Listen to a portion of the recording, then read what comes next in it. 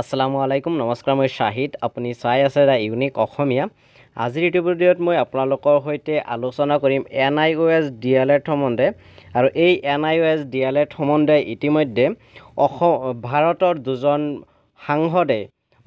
সংসদ ভৱনত কেইটামান কুৱেশ্যন উল্লেখ কৰিছিল যে NIOS কেণ্ডিডেটক চাকৰি দিয়া হ'ব নেকি বা সেই বিষয়ে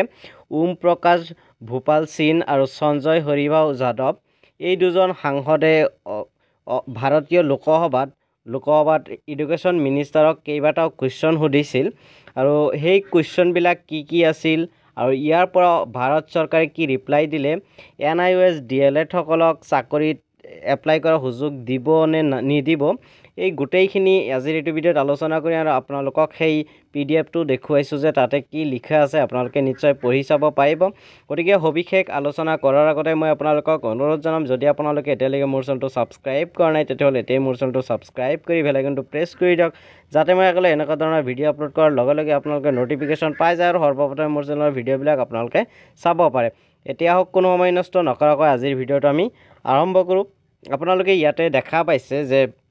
Government of India Ministry of Education Department of School Education and Literacy Lok Sabha answered on 22/7/2024 অৰ্থাৎ ভাৰতীয় লোকসভাত দুজন সাংসদ ক্ৰমে শ্ৰী ওম প্ৰকাশ ভূপাল সিং আৰু শ্ৰী সঞ্জয় হৰিভাউ যাদৱ এই দুজন সাংসদে এডুকেশ্যন মিনিষ্টাৰক কেইটামান কুৱেশ্যন সুধিছিল কি কুৱেশ্যন সুধিছিল ইয়াতে মই আপোনালোকক আলোচনা কৰিম আৰু এই কুৱেশ্যন কেইটাৰ আনসাৰ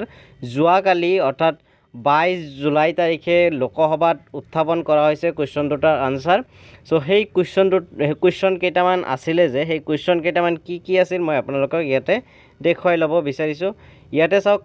ABCDEFGHI এই কেইটা কুৱেশ্যন সুধিছিল 8টা মান কুৱেশ্যন ইয়াতে সুধিছিল আৰু প্ৰত্যেকটো কুৱেশ্যনত কি সুধিছিল মই আপোনালোকক পঢ়ি শুনাই ল'ব বিচাৰিছো ইয়াতে এ নম্বৰত সুধিছিল যে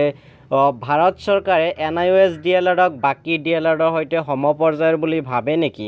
কুৱেশ্যন নম্বৰ বি তেওঁলোকে সুধিছিল যে চৰকাৰে গম পায়নে যে NIOS DLED থকা প্ৰাৰ্থীবোৰে বিভিন্ন ৰাজ্যত চাকৰিৰ পৰা বঞ্চিত হৈ আছে তাৰপিছত চি তেওঁলোকে সুধিছিল যে চৰকাৰে NIOS DLED প্ৰাৰ্থীক চাকৰি নিদিবলৈ কোনো গেজেটত প্ৰকাশ কৰিছে নেকি যে NIOS DLEDক এতিয়াৰ পৰা চাকৰি দিয়া নহয় তেনেকুৱা কোনো গেজেট প্ৰকাশ কৰিছিল নেকি ডিট লিখিছে যে RT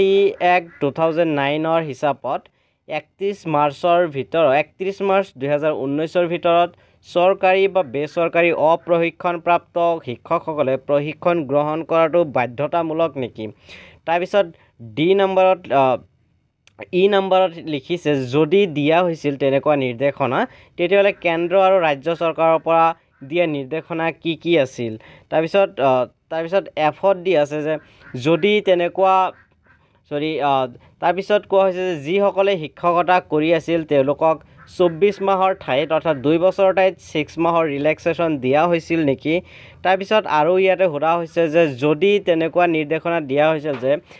ইন সাৰ্ভিস অৰ্থাৎ যিসকলে চাকৰিত আছিল চৰকাৰী হওক বা বেচৰকাৰী হওক তেওঁলোকৰ কাৰণে 6 মাহৰ ৰিলেক্সেশ্যন দিয়া হৈছিল তেতিয়াহ'লে তেনেকুৱা NIOSৰ পৰা DLED গ্ৰহণ কৰাৰ পিছতো হিয়তক কিয় চাকৰিৰ পৰা বঞ্চিত কৰা হৈছে আৰু কুৱেশ্যন নম্বৰ আইত তেওঁলোকে লিখিছে যে NIOS DLED ডিগ্ৰীধাৰী প্ৰাৰ্থীসকলক চাকৰি দিবলৈ চৰকাৰে কি পদক্ষেপ হাতত লৈছে বা তেওঁলোকৰ যি ইণ্টাৰেষ্ট প্ৰটেক্ট কৰিবলৈ তেওঁলোকৰ কি পদক্ষেপ গ্ৰহণ কৰিছে সো এই বিষয়ে সেই দুজন সাংসদে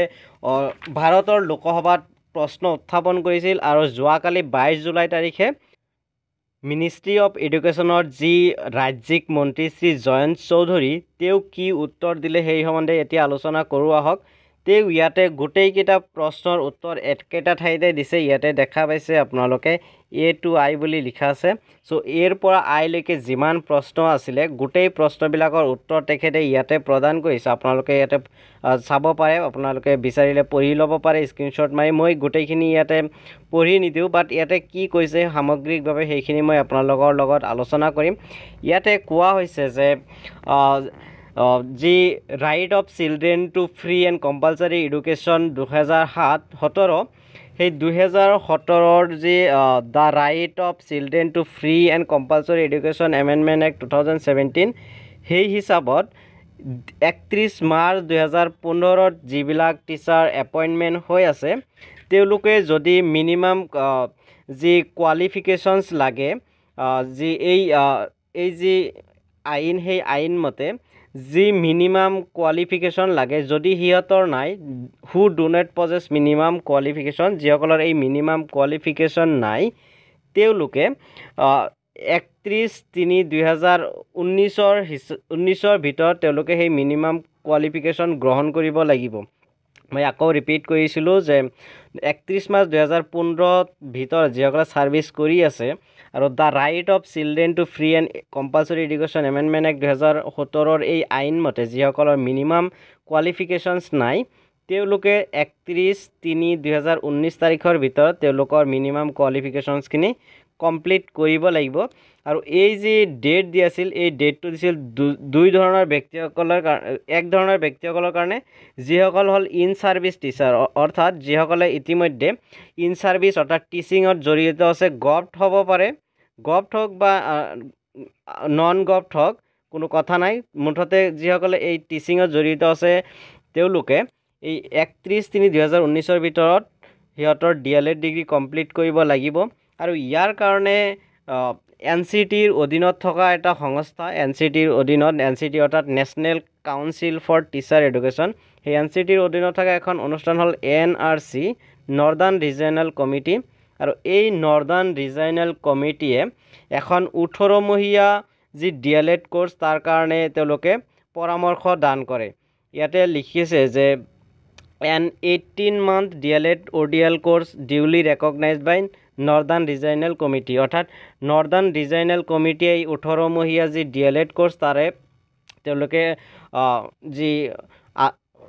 তেওঁলোকে সাজেষ্ট কৰে আৰু সেই হিচাপত 18 মহীয়া DLED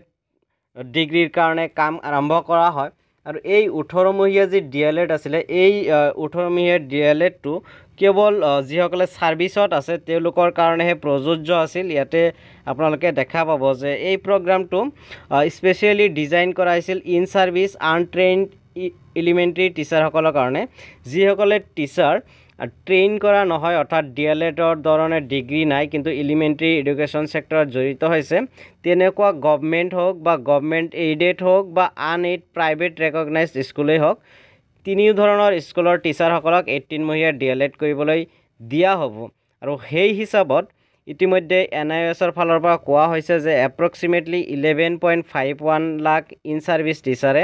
ইয়াক ছাকচেছফুলি কমপ্লিট কৰে অৰ্থাৎ DLED ডিগ্ৰী লাভ কৰে কিন্তু পিছত পাটনা হাইকোৰ্টত এখন কেছ হয় আৰু এই কেছৰ ভিত্তিত পাটনা হাইকোৰ্টৰ পৰা কোৱা হয় যে যিসকলে 18 মহীয়া DLED গ্ৰহণ কৰিছে তেওঁলোকেও চাকৰিৰ কাৰণে এলিজিবল হয় আৰু সেই কাৰণে যিবিলাক DLED সাকসেসফুল ক্যান্ডিডেট আছিল 18 মহীয়া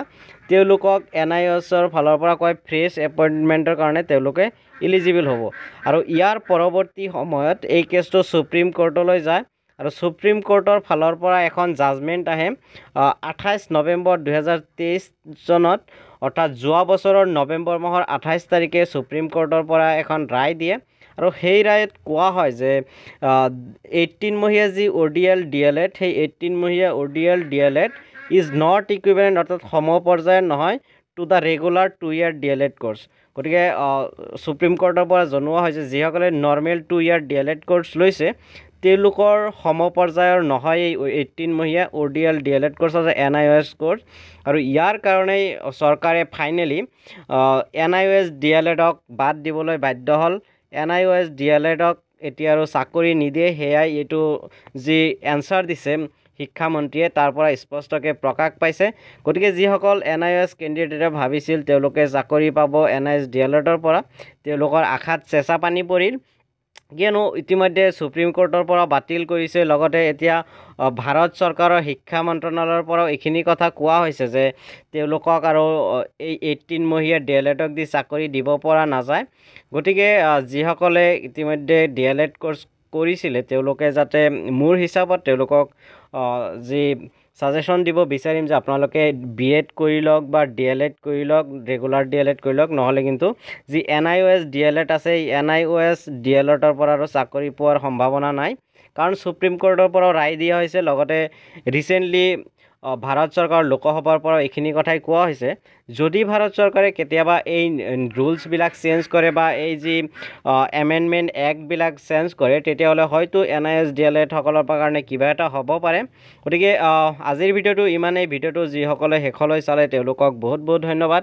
যদি আপোনালোকে এতিয়ালৈকে মোৰ চেনেলটো সাবস্ক্ৰাইব কৰা নাই তেতিয়াহলে এতিয়াই মোৰ চেনেলটো সাবস্ক্ৰাইব কৰি বেল আইকনটো প্ৰেছ কৰি দিয়ক যাতে মই আগলৈ এনেকুৱা ধৰণৰ আপডেটছ বিলাক লৈ অহাৰ লগে লগে আপোনালোকে নটিফিকেশন পাই যায় আৰু সৰ্বপ্ৰথমে মোৰ চেনেলৰ ভিডিওবিলাক আপোনালোকে চাব পাৰে গতিকে আজিৰ ভিডিওটো ইমানেই ভিডিওটো শেষলৈ চোৱাৰ বাবে আকৌ এবাৰ আপোনালোকক বহুত বহুত ধন্যবাদ জয় অসম জয় হিন্দ